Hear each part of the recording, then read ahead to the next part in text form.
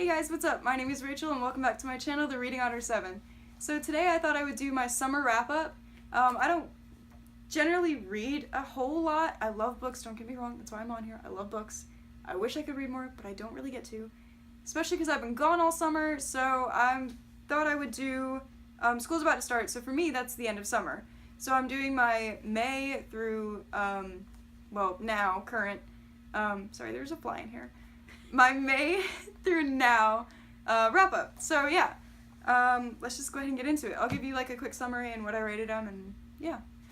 The first book I don't actually own a physical copy of anymore. I did when I read it, but I traded it in to Second and Charles because I needed new books because I'm shameless that way. But I read Courage to Soar by Simone Biles to start off the summer, and I ended up giving that 4 stars. It's basically just a memoir about Simone's life and kind of growing up and how she got into gymnastics, and then of course her gymnastics career, and ending with winning the gold medal at the all-around for the 2016 Rio Olympics. Wow, that was really hard to come out with. It was really good. It was very insightful. I really enjoyed kind of getting to sort of kind of experience Simone's younger life and how she got started. I didn't realize she had such like a hard-hitting story, honestly, but it was really good.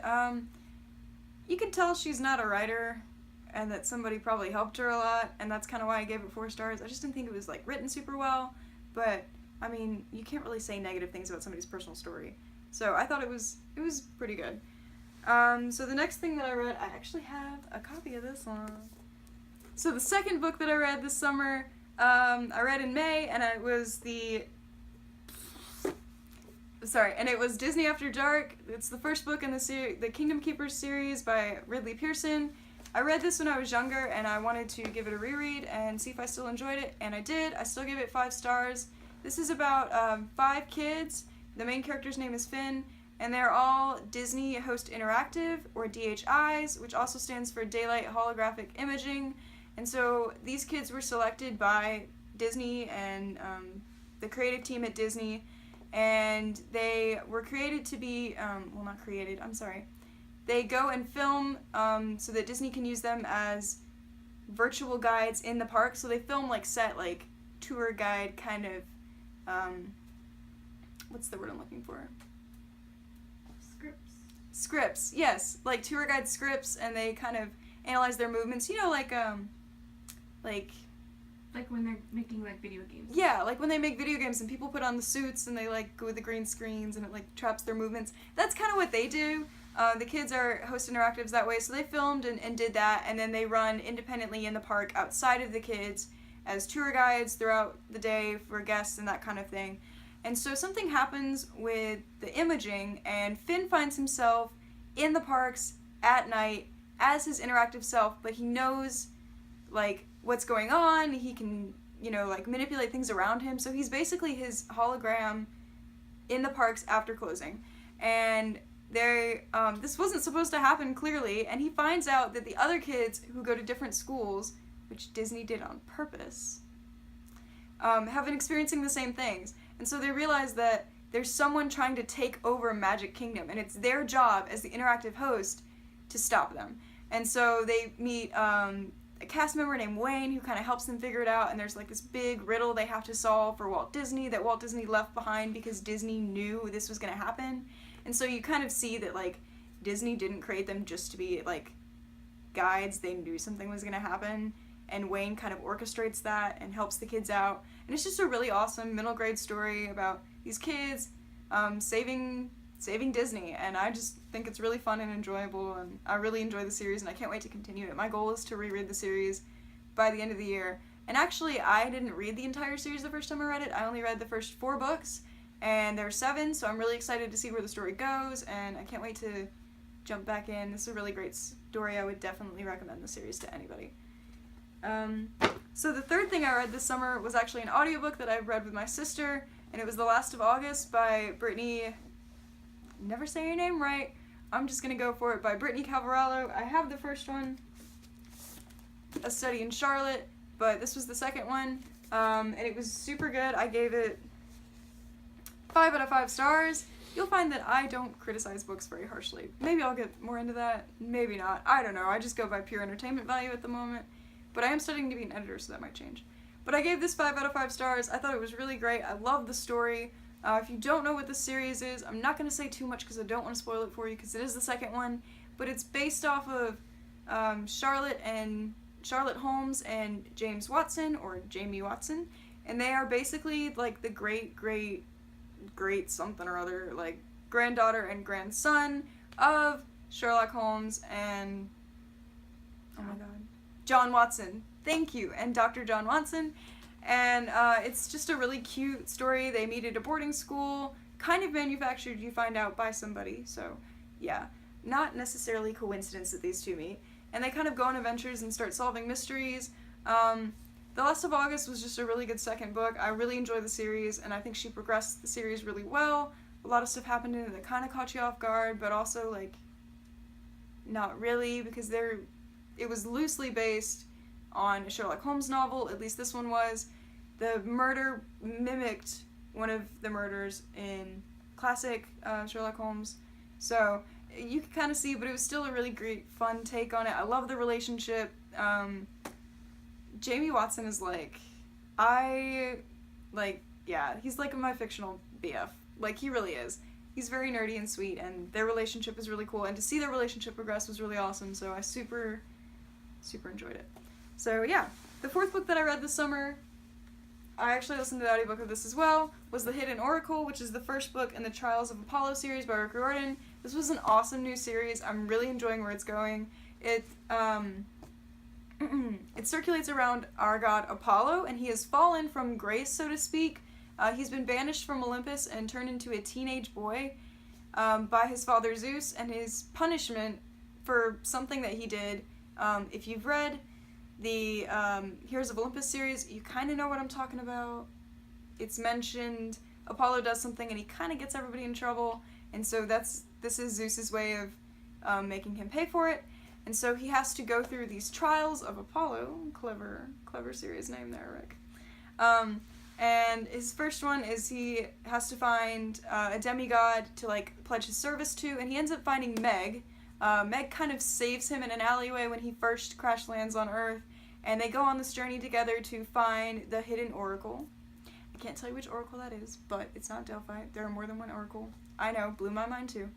And it was just a really cute, classic, Rick Riordan style, great humor. Both the characters were very Rick Riordan, and the fact that they were sarcastic and just witty, like Percy Jackson is.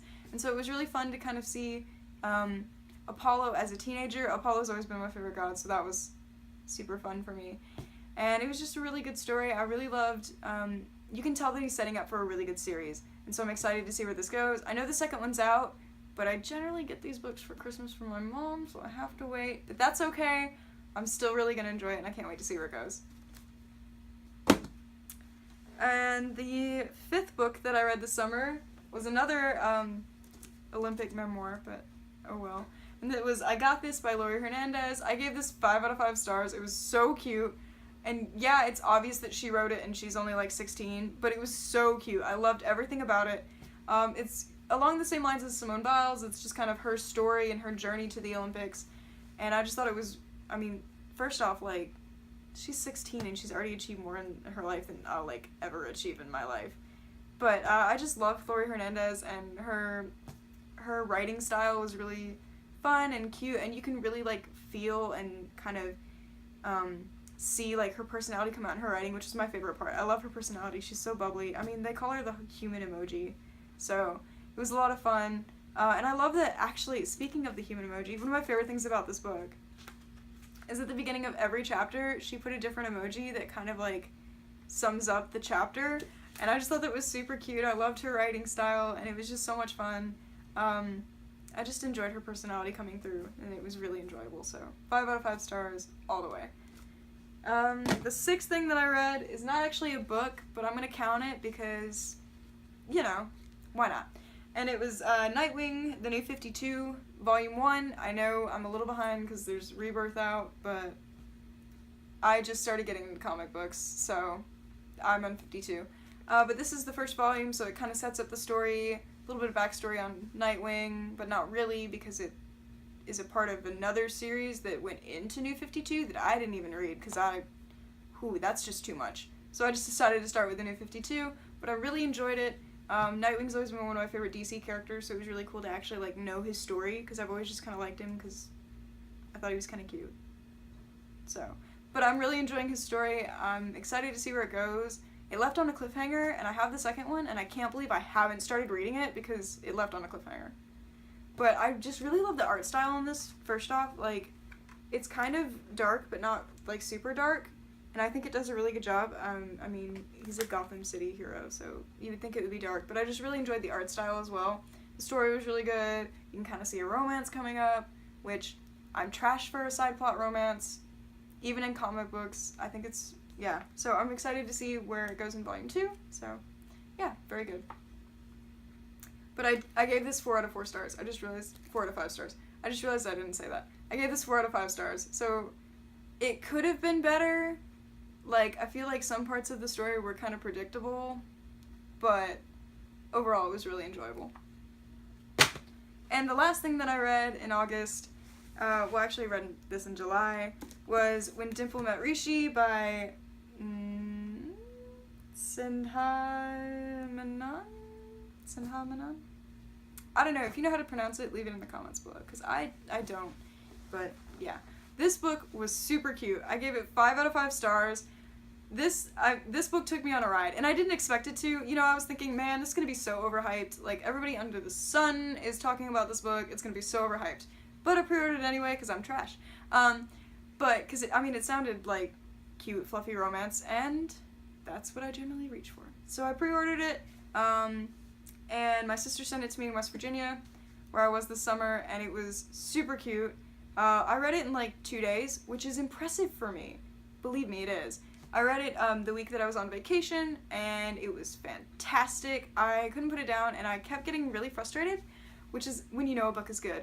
When you get so emotionally invested that you just like want to throw it because you want these two people to be together and they won't, and you're just like, just get together. Like, how hard is it? You know you like each other. Quit denying it. Get together. Because they were so cute, like, from the start. And, like, okay. Rishi is another fictional BF. He's so cute. And, like, and he's so nerdy that my heart just, like, goes out to him. And I just feel like he would be a really great boyfriend. He was a really great boyfriend to her, so, like, did I just spoil that? I'm so sorry. I mean, I think you should know that it's kind of like When Harry Met Sally, almost. If you've ever seen that movie. And if you haven't, like, what are you doing? But, like, kind of, because they, like, meet, although it's orchestrated, not necessarily When Dimple Met Rishi is, and When Harry Met Sally, not so much. But still, from, like, the moment they meet, she just wrote such beautiful, like, it just, yeah, there was just instant chemistry, and, like, you could just tell that it was, so I fell in love with the characters, like, instantly, and just wanted them to be together, and I was so frustrated a lot in this book, so, but it all ended on a happy note, so, yeah, but it was just so good, and I love the characters, I love everything about it. There was even kind of, like, some drama in there, but it was so beautifully written, and, yeah, and the thing was, I was like, okay, this book is going to be, like, just all romance, and it's going to be bleh. But there was, like, so much else to it, and it was just really nice. There was a great story of friendship in it, and, like, acceptance and growing up and all that, and it was just really, yeah, 5 out of 5 stars.